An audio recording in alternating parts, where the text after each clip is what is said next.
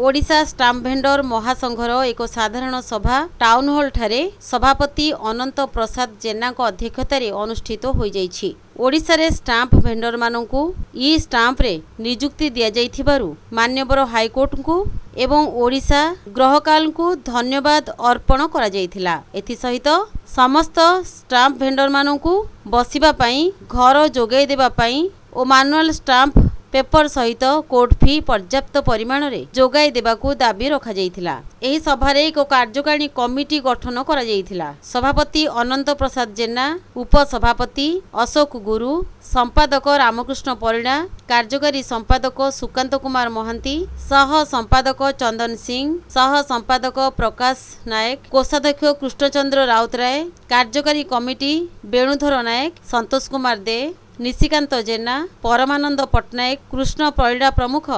Sukanta Mahanti Puri जिलार stamp vendor संघर सभापति एवं राज्य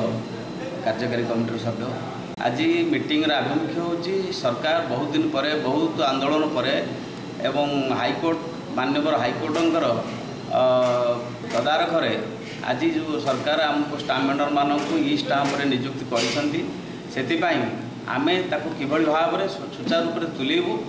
एवं सरकार आउ किभଳି भाव सरलीकरण करेंगे। समस्त स्टाम्प भेंडर मान सठिक बाटरे ताकू बसबे प्रत्येक जिला हेडक्वार्टर मानक किभଳି भाव में आम बसिया सुजोग पाइबू। प्रति जगार जो मैंने स्टाम्प भेंडर मान अच्छे ई स्टाम्प बिकापी से ट्रेनिंग नेलापर सरकार गोटे जगह जोगेदेवे एवं विशेषकर ई स्टाम्प सहित आम जो मैनुअल स्टाम्प बिकुचु